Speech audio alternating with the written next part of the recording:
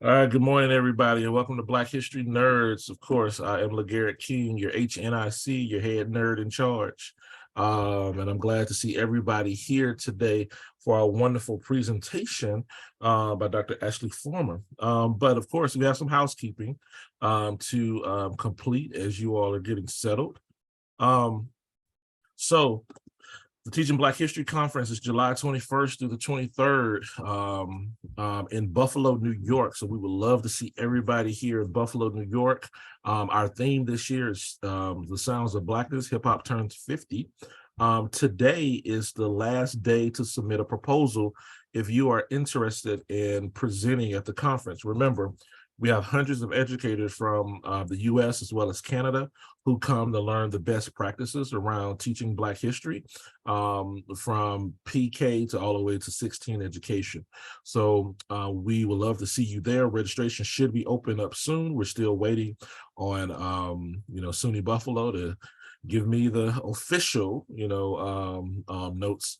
And then once that opens up, I will make sure that everyone receives registration for the conference. But go to our website if you're interested in submitting a proposal. Now, remember, it doesn't have to be around hip hop education. It could be about any Black history topic. We need some more elementary people to present. So if you have some elementary friends who are interested in teaching Black history, please have them submit their stuff. So starting on March 18th, we will begin what we have been wanting to do for a while is our different book clubs around different Black historical topics, right? To try to, help people out to learn various different things. So our first book club for this year will be Born on the Water by Nicole Hannah Jones and others. Our instructor for that particular book club would be Donovan James. Donovan, you want to talk a little bit about your book club? Yes, good morning, y'all. So we'll be exploring Born on the Water, a picture book that I use in my classroom, and we'll also be supplementing it with, I think Ariel is in here. Ariel created the Educator's Guide, which is a really awesome educator's guide. And we'll be using that along with this book and in collaboration with the Black Historical Consciousness Principles as well. So bring your book. The Educator's Guide is free and come learn with me. All right, thank you. Now, this gives you a few weeks to get your book if you do not have the book.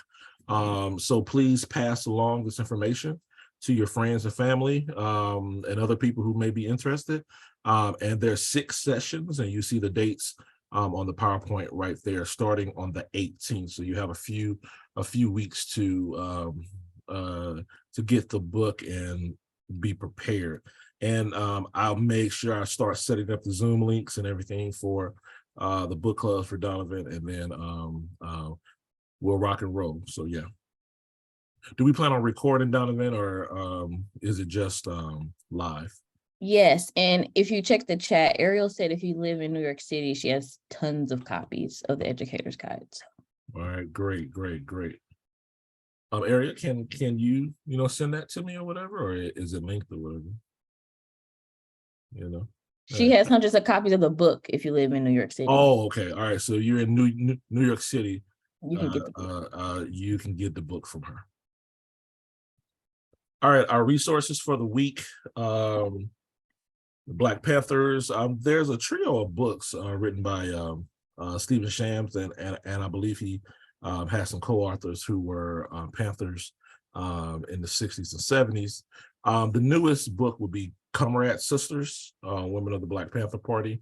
Most of these are, I believe the Black Panthers one is a photograph book, and then you have these other 2 books, Power to the People, The World of the Black Panthers, and then Women of the Black Panther Party, Comrade Sisters, which I would highly recommend for you all to begin to explore, particularly the photograph books. It kind of gives you a good understanding of who the Black Panthers were. And then I believe in terms of women of the Black Panthers, and Dr. Former can correct me if I'm wrong, but probably around 60% of the Black Panther Party were women.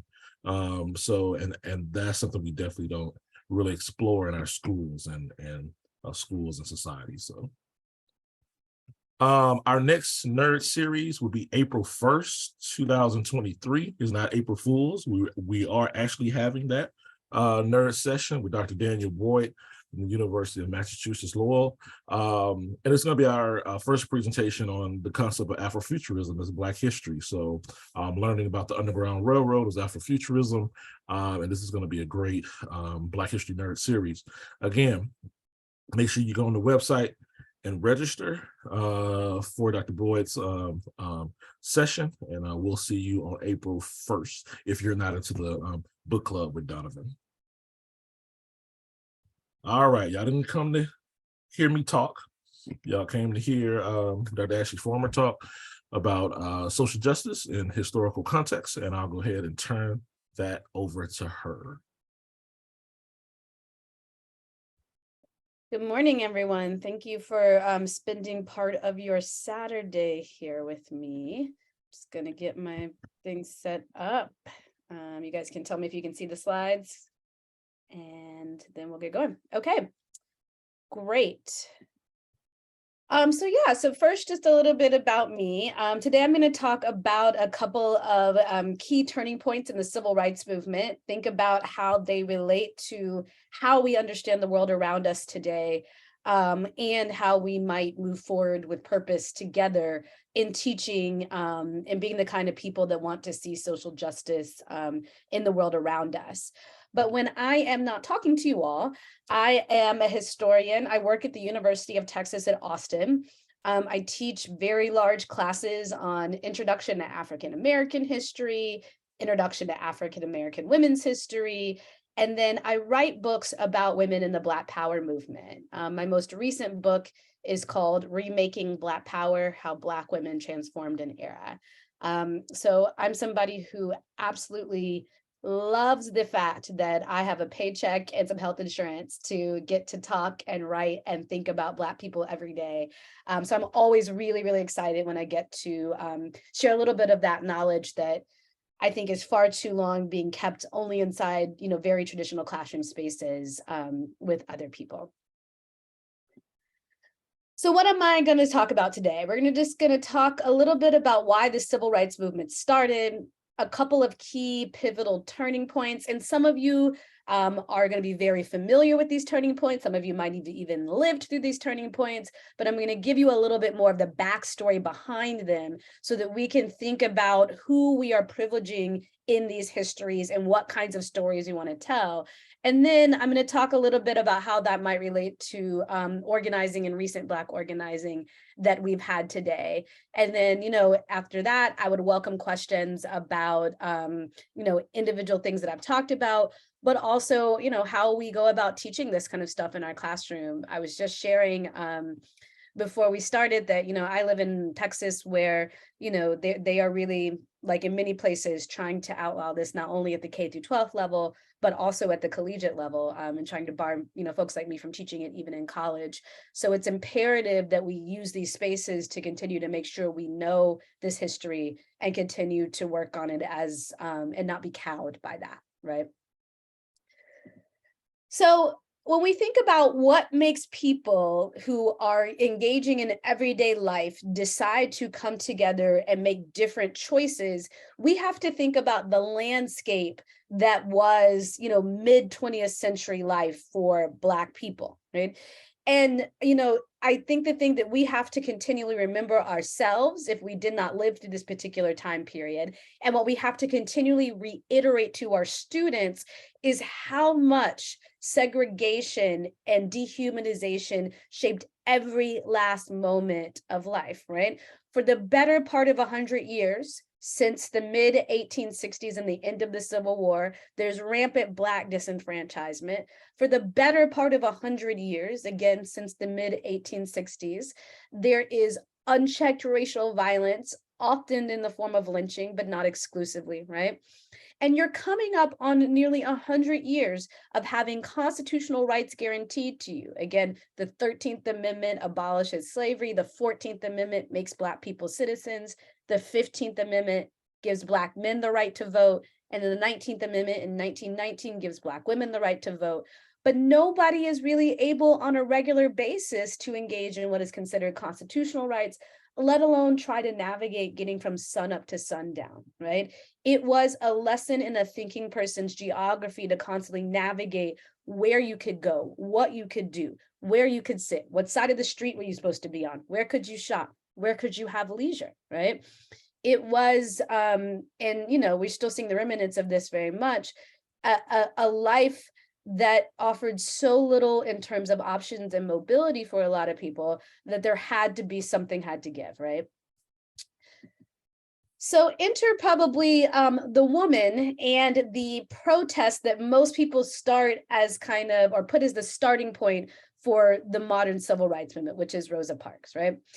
And I always like to start by talking about, you know, what might we know about Rosa Parks? So would people just put in the chat, like, when you hear Rosa Parks, what comes to mind, both in terms of how she looked, but also like what you know about her? Can we just see, like, what do you know? What do most students know? I'm gonna look in the chat here real quick. And you just type in whatever, like the first word association that comes to mind when you hear Rosa Parks.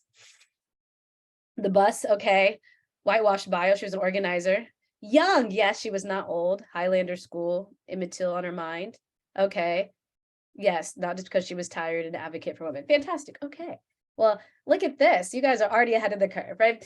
So yeah, so let's talk a little bit about the background of Rosa Parks before she sat down the bus. Yes, I want to emphasize this for those who don't always think about it. Rosa Parks was not old, nor was she tired. So we need to ask ourselves, how does it serve the narrative of what she did sitting down on the bus by making her old and tired? And then more importantly for us, how are we as educators feeding into a narrative of the American nation state that makes it okay because she was an old, tired Black lady, right? When we think about being old, quote unquote, right?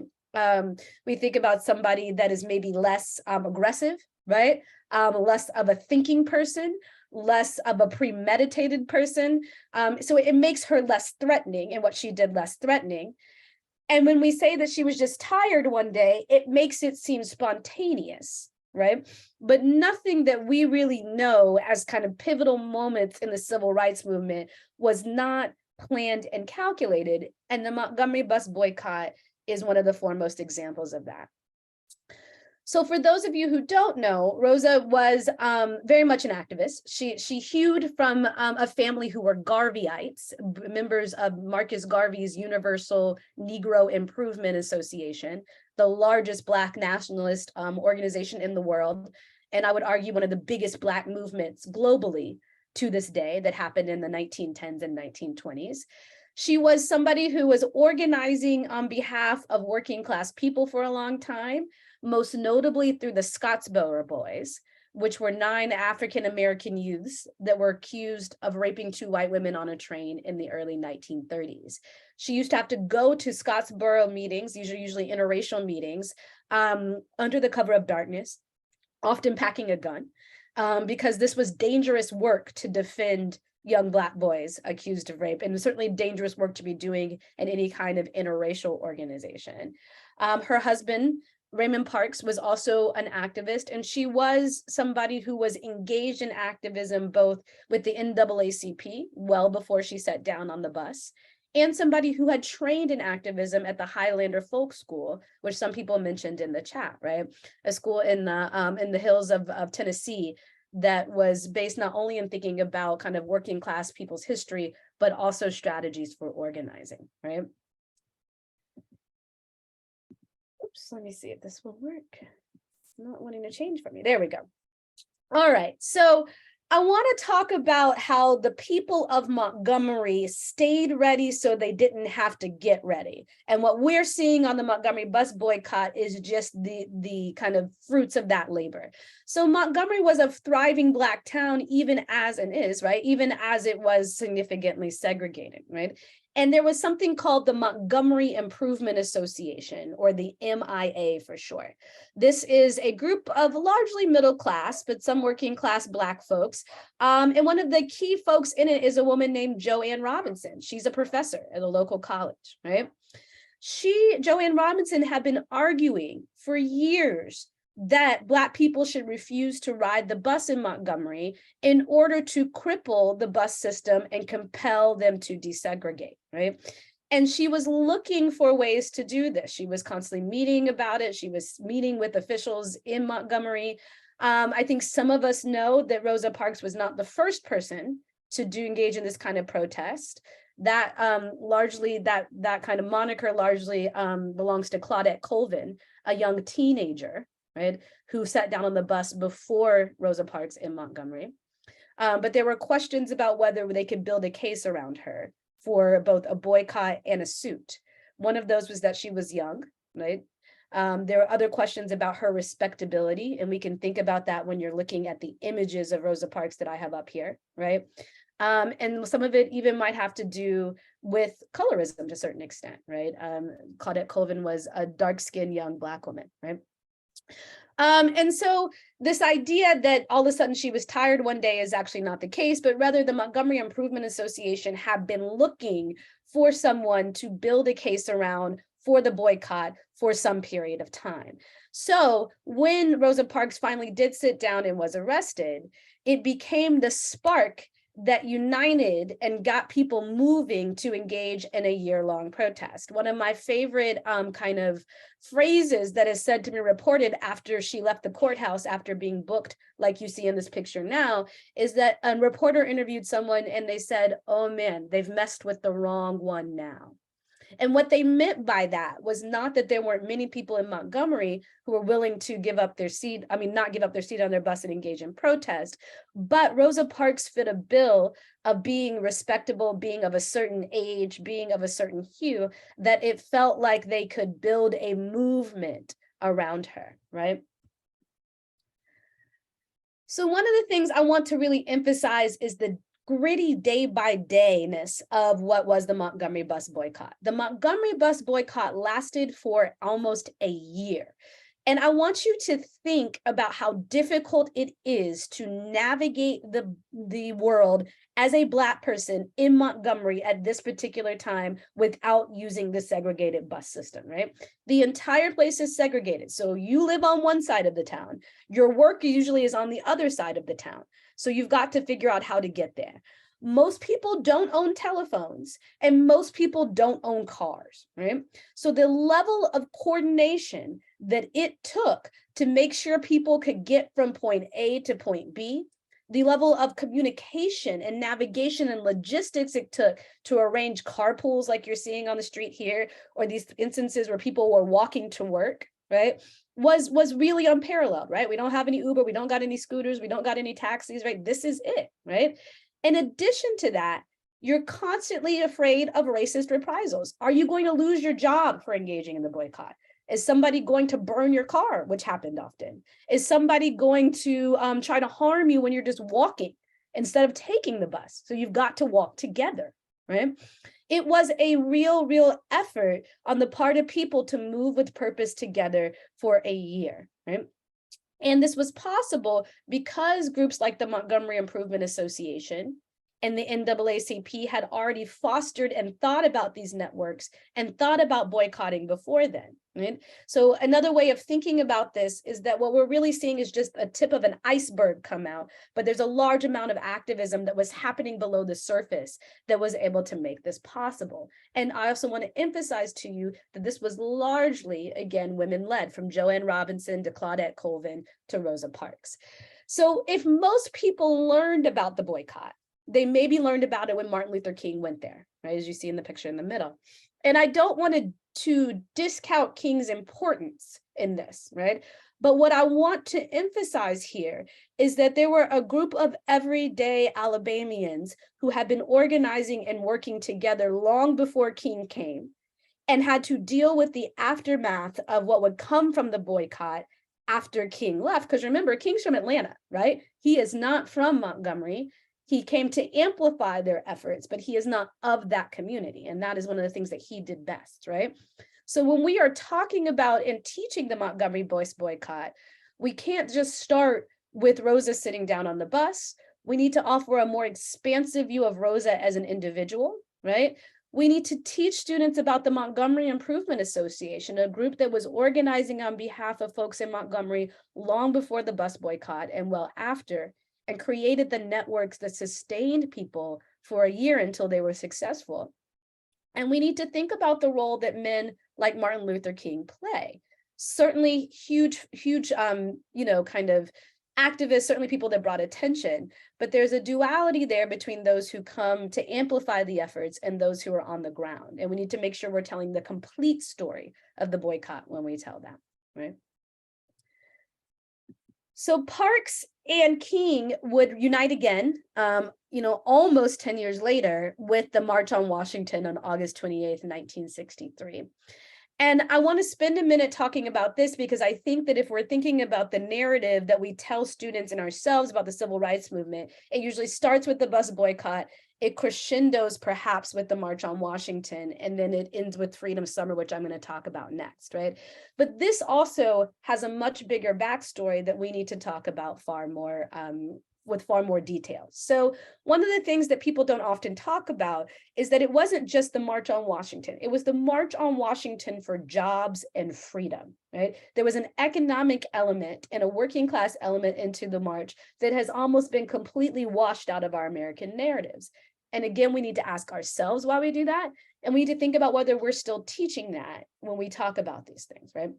So here you have a flyer about the March on Washington. And so as you can see under We Demand, there's jobs for all now, an end to the bias now, integration of schools now, an FEPC, a Fair Employment Practices, right, Commission law now, decent housing now. And one of the things that I think people don't realize that is often there and is really poignant again for today is an end to police brutality now.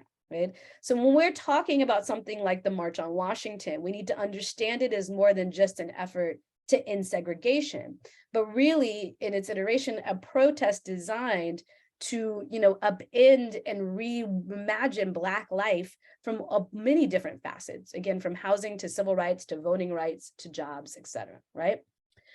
So it is because the original demands of the March on Washington were so capacious that folks in power, particularly Kennedy and J. Edgar Hoover, were so concerned about it.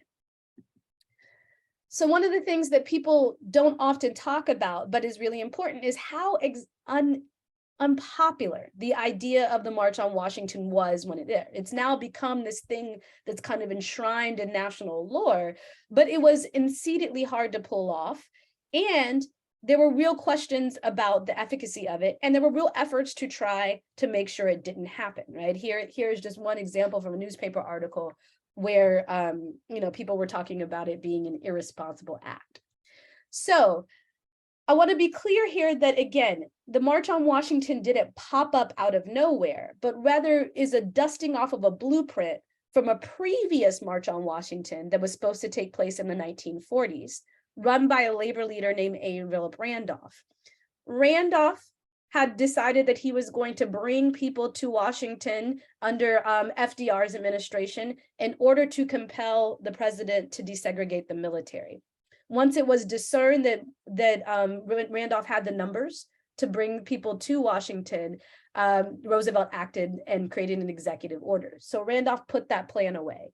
He brought it back out in the 1960s in the effort to get Kennedy to pass a civil rights bill. So the same idea applies. Organize people in their local towns around a movement, organize them coming collectively together to DC to march on the Capitol, right? And you can understand why a moment where people are trying to, or the US government is trying to argue that we're the global securers of democracy, having people in your backyard saying that you are not living up to those ideals is treacherous kind of on the global terrain.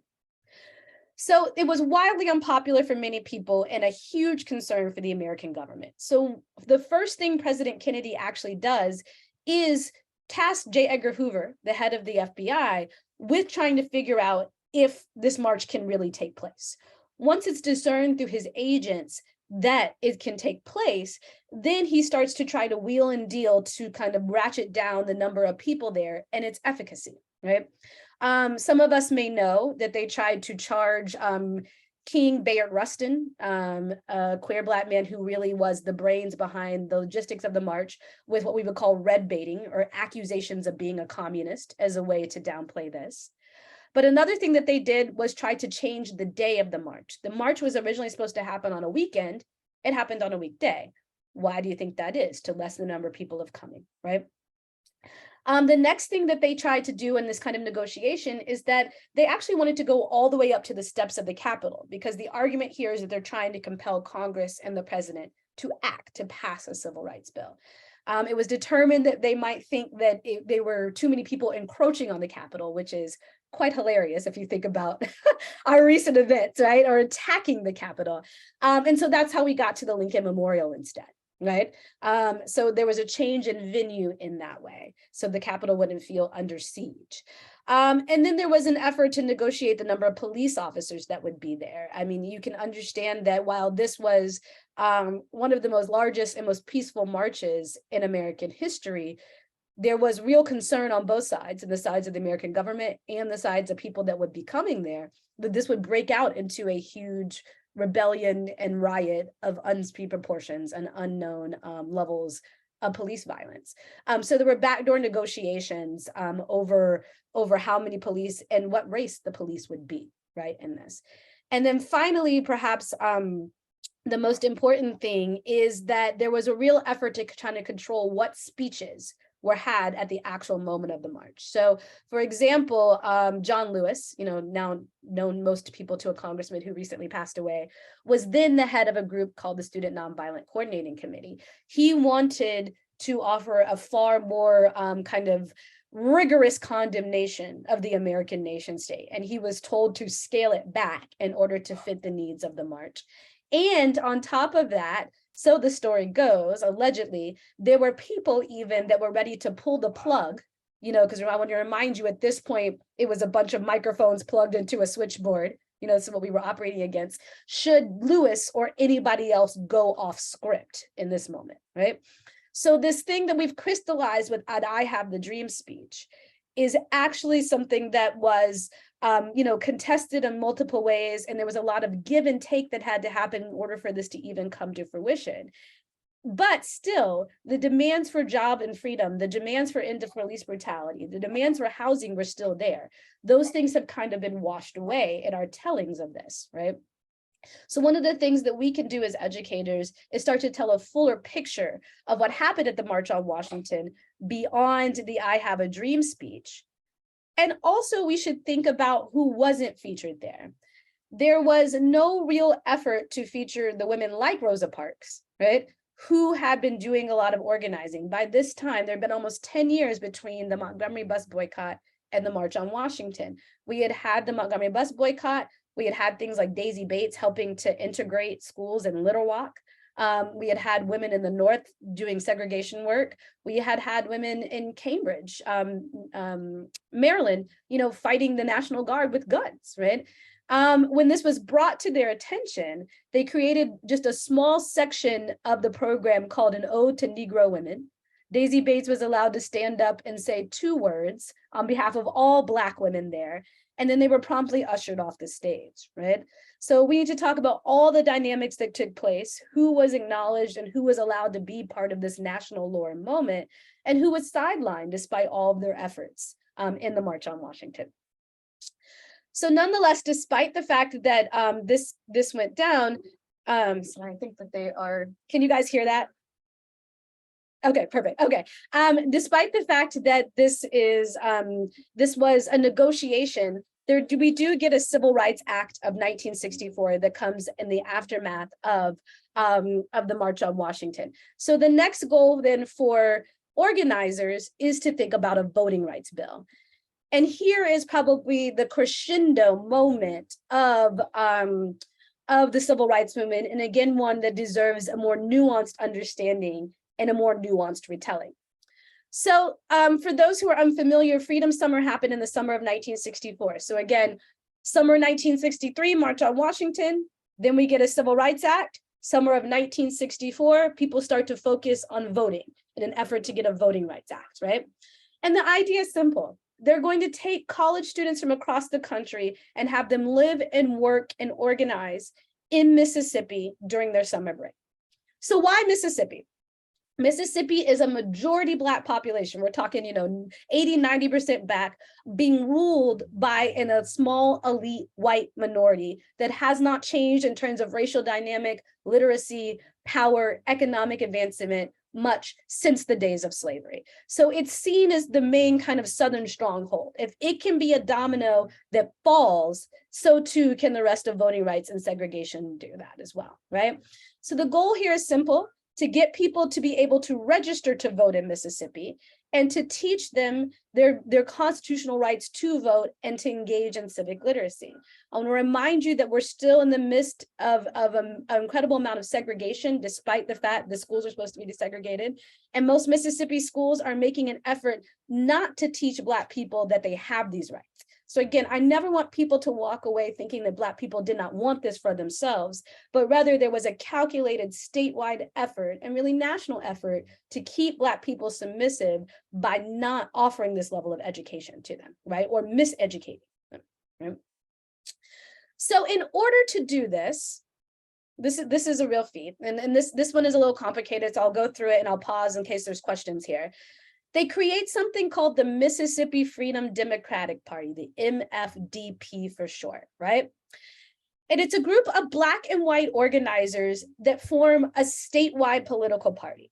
So I want you to think about it like this. In Mississippi, in the 1960s, the Democrats there are largely what we would call Dixiecrats, right? White, elite, Southern racist, right? And they have been ruling the state and the Democratic Party there. What they want to do from the Mississippi Freedom Democratic Party is become the kind of representatives of the Democratic Party in the state of Mississippi. They want to get those white racists out, and they want the Democratic Party to be representative of the actual people that live there, Black and white, working class, and poor people. They want to be able to be sanctioned members of the Democratic Party so that they can represent the interest of Mississippi on a statewide and a nationwide scale, right?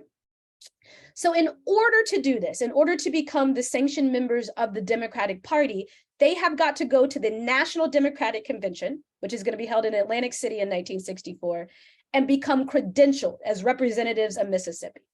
So let me stop there before I move on and see if there are any questions about what the Mississippi Freedom Democratic Party is trying to do, because it's a bit complicated. So if you have a question, you can put in the chat or you can do. But the goal here again is to unseat the existing members of the Democratic Party and replace them from people from the working class, Black and white in Mississippi. Cool. Doesn't look like, let me see if I have a question here. Is there a question? Yes, what was the value of becoming credentialed? So in order to become a member of the Democratic Party that can vote for vice president or for president in the national election, in order to have a seat at the table and what the Democratic Party's platform is going to be, you need to be a recognized credentialed member of the Democratic Party and a representative of Mississippi, right? Think of it as each state has a certain amount of delegates that are credentialed and represent that state. They want to be the delegates that are representatives of the state of Mississippi versus the white elite folks who are kind of former plantation owners and sharecropping landowners who have been the leaders thus far. Is there any more questions here? Whoops. Okay. All right. So here's what happens. They gather themselves, they pick a couple of people to become those who are going to be the delegates that they want to get credentialed. And they go to Atlantic City in the summer in August of 1964, and they sit before the credentials committee in an effort to do so. And I want to remind you at this particular point, for those who weren't around then, that we had 3 channels, right?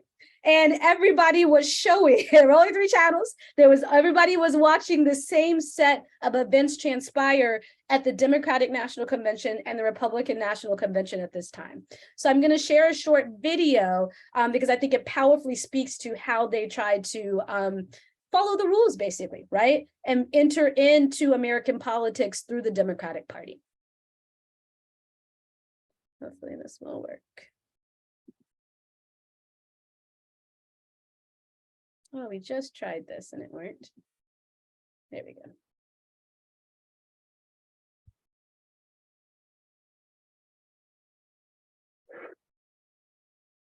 The testimony before the Credentials Committee, the FDP had a lineup of very different people.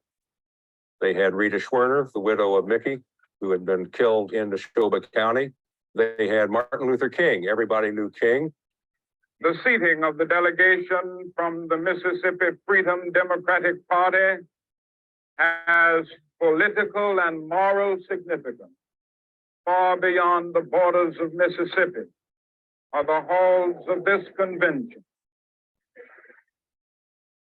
But the highlight of the testimony was that of Fannie Lou Hamer, the sharecropper who had been evicted from her plantation, had come to symbolize the Mississippi movement. Mr. Chairman, and to the Credentials Committee, it was the 31st of August in 1962 that 18 of us traveled 26 miles to the county courthouse in Indianola to try to register to become first-class citizens. We was met in Indianola by policemen. The president, Lyndon Johnson, he's not afraid of Martin Luther King's testimony. He's afraid of Fannie Lou Hamer's testimony. And so he decides that the country should not see her testify live. Johnson is in the White House, and he convened an impromptu press conference. We will return to this scene in Atlantic City, but now we switch to the White House and NBC's Robert Goralski.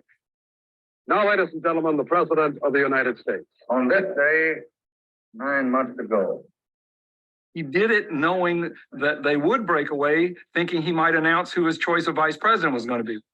Instead, he gets up there and he announces, get this, he announces that it's 9 months to the day since Governor Connolly, who was there, was shot along with President Kennedy. So he announced a 9-month anniversary. Everybody's scratching their heads. thank you very much. And then he leaves. By that time, Fannie Lou Hamer's testimony was over. However, it backfired on Johnson because it became a story that she had been taken off television and in the news that night, and for days afterwards, they replayed her testimony.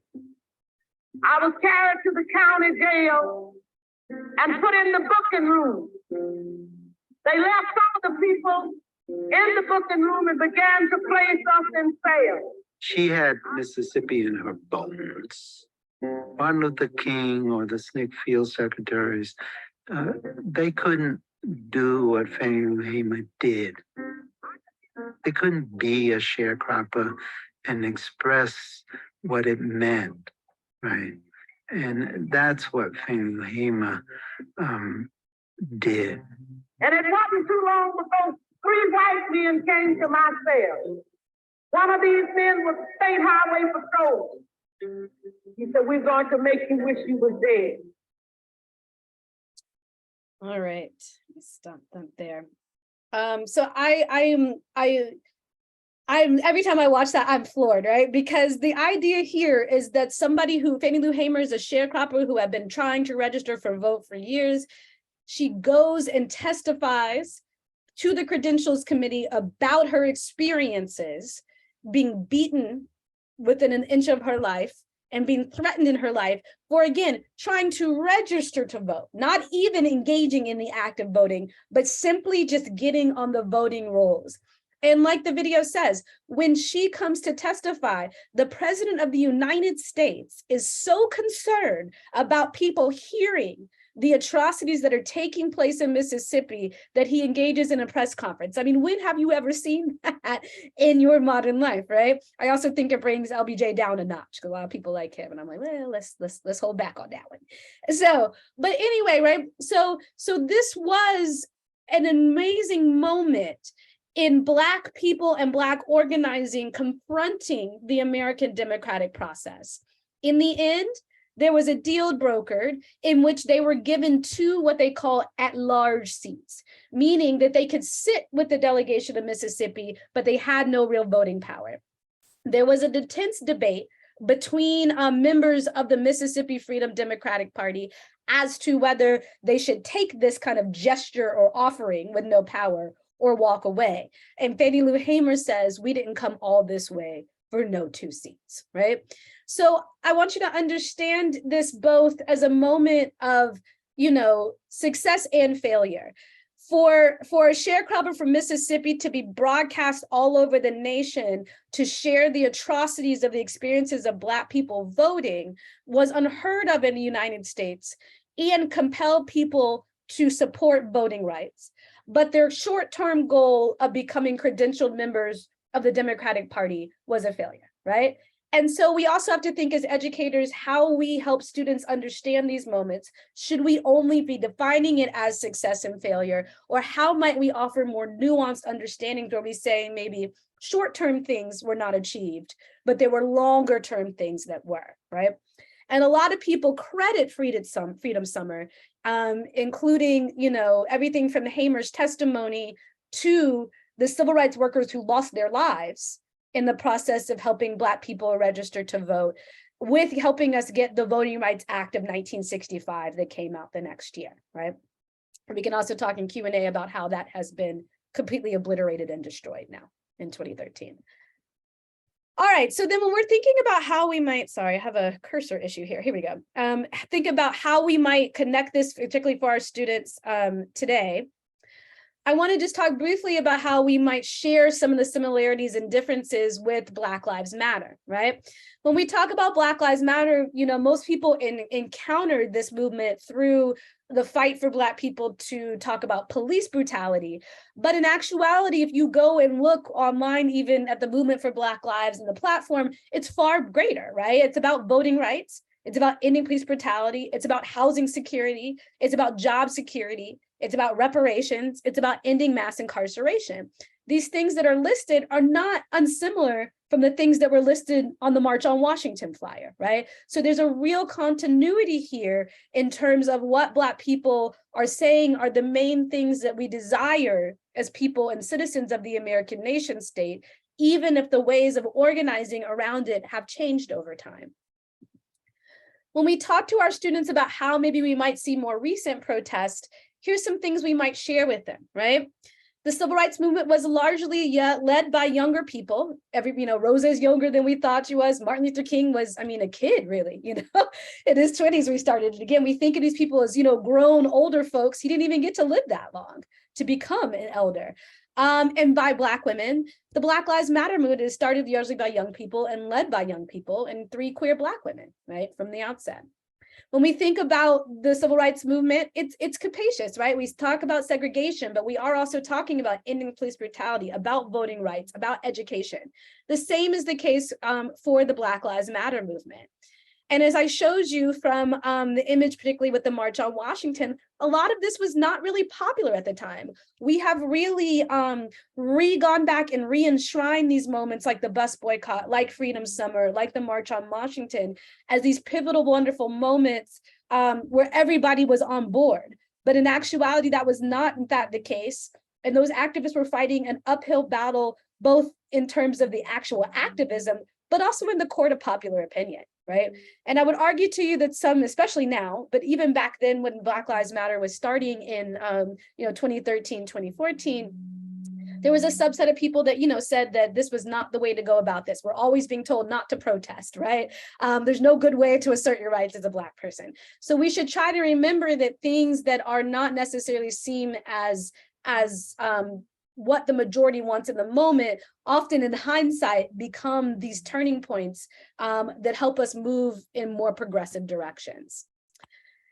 And then finally, I think I just want to talk briefly about what we might do as people that have this knowledge and how we might encourage our students, right? I tell my students that come to African American history with me that it's okay that you didn't know, right? There's actually been a concerted effort to make sure you don't know. But now that you do know, you can't unknow, and you need to behave differently. The mark of a thinking person is to take in new information and adjust course, right? So what kind of course adjustments are we as educators and as people gonna make when we have access to this kind of information? And I liked it, but it can also feel overwhelming, right? It's a lot to take on. You open the news every day and you're like, oh my God, what fresh thing is coming down the pipe? So I want to share these steps by an activist who's wonderful, and I suggest you read her work called Miriam Kaba, because I think it helps kind of break down the big to the small, right? So she says that whenever we feel like there's an injustice in the world or some kind of thing that we want to solve or make better, we first start by asking what resources exist for to better educate ourselves, right? So it's not as though you're the first person to come on this, right? And if you're just learning about something, or if our students are just learning about something, they need to kind of get the full scope of what's going on. She then tells us to look for who is already doing work to fight this injustice, right? We don't need to reinvent the wheel. And we also don't need to be people barging in thinking we know better than everybody else. Just because you discovered it all of a sudden, or our students discovered it, doesn't mean that it didn't exist before. And then she asked us to think about how do we have the capacity to offer concrete support and help these people. And support can look like time, support can look like network sharing, information sharing. Sometimes support looks like money. Sometimes support looks like providing space, right? There are many different ways we can do this. But it helps us just say, we have a set of values and we have a set of actions that we engage in every day. How might we close them together? So I'm always thankful to her for offering a way to break that down that I think makes what seems like a problem that's been going on, for centuries, feel like you can do a little bit of your part to move the needle in whichever way you think that is best. So I think I'm going to stop here. But ultimately, I think I wanted to just emphasize how much is important for us to tell the most complete stories possible to our students and to ourselves. When we break down these kind of triumphant narratives, not only does it help us understand how racism and sexism and gender oppression work, but it also is empowering, because it is hard to imagine somebody being the person that sits down on the bus, the person that ends up putting their life on the line, right? These make our heroes in some ways seem very distant, right? And superhuman in ways that are not true and not really useful for us trying to figure out how to live by the values that they ask us to do. So offering a fuller story for our students helps them be more critical of the narratives that are presented, but also helps see our historical figures as humans and people that we can emulate in our own ways much better. So I'll stop there.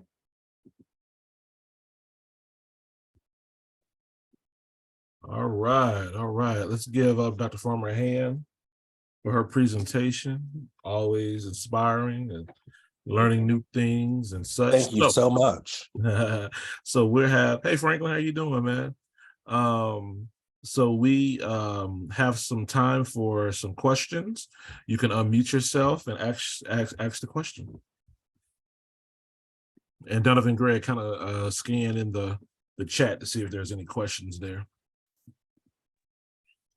It is so difficult to have youth today believe what the older people are telling them about what happened.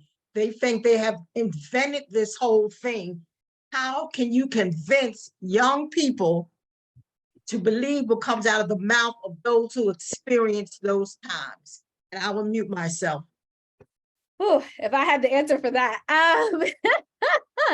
That's a great question. So some of that is, I think, using, they all like to be on TikTok. Using the video, actually seeing Fannie Lou Hamer speak is different than me telling them to speak, right? I could have described to you what happened with the Credentials Committee, but you seeing her do that and then seeing Lyndon Johnson, interrupt him is probably far more ingrained in your head than me just telling you that occurred. So I'm like, you all on your phones, you all doing this anyway. So look at some videos instead of doing, little TikTok dances, right? The second thing I would say is that a lot of these people are on live still, and a lot of them are also on social media, right? And a lot of them are also really willing to come and talk to folks as well. There's a wonderful woman who started, who started the Combahee River Collective, who we credit with Black feminism and intersectionality. Barbara Smith, she on Twitter all the time. And she will get into Twitter beef too. She says, what I said was the intersectionality was this, not that, right? But I also know that she is willing to do, programs to engage students either on Zoom. This is one of the things that Zoom has offered us. She engages with people on social media. So even something like, I can imagine a world, particularly maybe with high schooler students, younger students may be different, where you asked if you can ask somebody like Barbara 5 questions from the students and she respond on Twitter, right? They love that kind of engagement, and it's in the mediums that they know, but it's also hearing directly from those people themselves as well. But I get it. The students. Thank you so much. That means I need to get involved in social media. I know I hate it too, but you know what it is. So one other thing that I will say that I do in my classroom that I think is really helpful is I let them submit TikToks and we break them down about whether they are fact. There are a lot of people reporting Black history on TikTok, and sometimes the math ain't mathing, right? And I'm like, does that sound right to you? And then I also let them make TikToks about Black history for credit. Wait, okay. Can you say, Dr. Palmer, can you say a little bit more about that assignment that you have with the TikTok? Yeah, so I'm doing fact checking in my class in 3 weeks, and I might throw this in here now. Okay. Yeah. So so people love to get on and be like, did you know, like Harriet Tubman did this, right? Or did you know Rosa Parks did this? So you can search like TikTok or social media and find a thread or find something, right? Or I'll let them submit something based on what we're talking about that week if they find a TikTok, right? And we will they'll send it to me the night before. I'll put it up, on the projector for class, and we give them a rating of like how truthful or not truthful or how right it is based on that. So not only are they engaging TikTok, they're learning information literacy, right? Like you can't believe everything you see. That's a real problem I'm fighting in my classrooms is information literacy. I'm like, just because it's on the internet does not mean it's true. And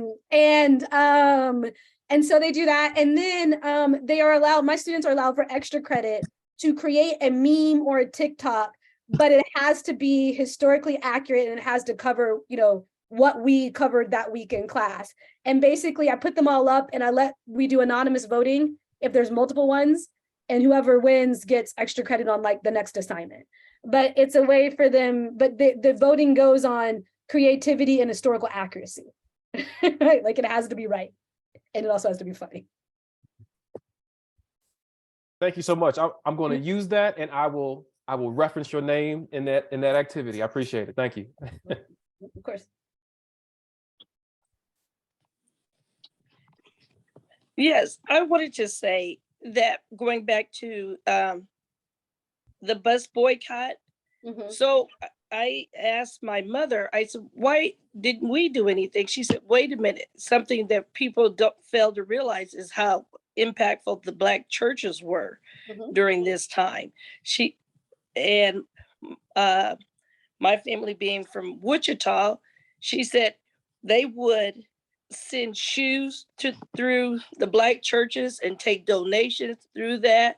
So that's something that's been missed and hasn't been told either, is how impactful the Black churches all over the United States would send money to support that cause.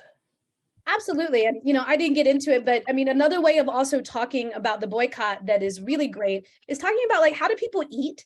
Right? How do people, or like the March on Washington, right? I have a wonderful children's book on Georgia Gilmore, right? Who fed the movement for folks that are like elementary school teachers. And there's articles online on Georgia Gilmore for more advanced students. Perfect example of somebody who fed King and others, but also used her food to raise money to send to causes, right? Like that. Same with the Black church, right? When we're talking about mass meetings in the Montgomery Bus Boycott for morale, those are happening at the church, right? There's a huge mix of community, spirituality, and faith, in addition to activism that has to take place for a community to continue to move in that way. Another activity that I do when I teach the boycott that might be useful to you is I make students try to figure out how they would navigate their lives if they had to basically walk everywhere. So no scooters, no Uber, no bus, no car, right? And I say, and you have to dodge people that don't want you around. Map out how you would get through your day for a year, right? You don't have a phone, right? You've got to coordinate, and when they actually try to do that activity in my civil rights class, I think it really brings home to them, the difficulty of doing this in a way, and really shows them the stamina of everyday people that made this happen. So it isn't just about Rosa Parks, right? It's about all the people that moved with purpose together for a year. Mm-hmm. Go ahead, Daniel. Hey, I got a quick question. Let me lower my hand. So I saw Henry Louis Gates' recent documentary, and he had a segment looking at like the history of Black women domestic workers, Mhm. and their civic engagement and their resistance. So I guess it's a two-part question. One is for you, and then one is for Dr. King. On the historian side, because both of my grandmothers were domestic workers, and their mothers were, and their mothers were. So it's like I've heard these stories before, but on the historian side, are there books? Are there scholars who are writing on Black women domestic workers, and that on that side? And then Dr. King, because this might be like a research project for myself. Do we know much on like the oral history side, or is there any qualitative work on like people who have lived through that experience, to Barbara's point about people who have actually lived through these? So I guess like on the historian side, is there scholarship on this? And then on the research side, has anybody written about this qualitative study? I'd be interested to know that. Appreciate it. Yes. So I should preface this by saying, if you were a Black woman before 1965, you were most likely a domestic worker or had engaged in domestic work, right? So anybody who writes about Black women's history before this period has to engage with that being the primary occupation of Black women. That said, there is a wonderful book called To Joy My Freedom, written by Tara Hunter, To Joy My Freedom, that it specifically looks at Black domestics in Atlanta. To Joy My Freedom is the name.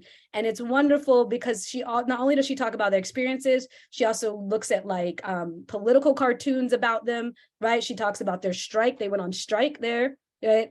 There is another book called Household Workers Unite.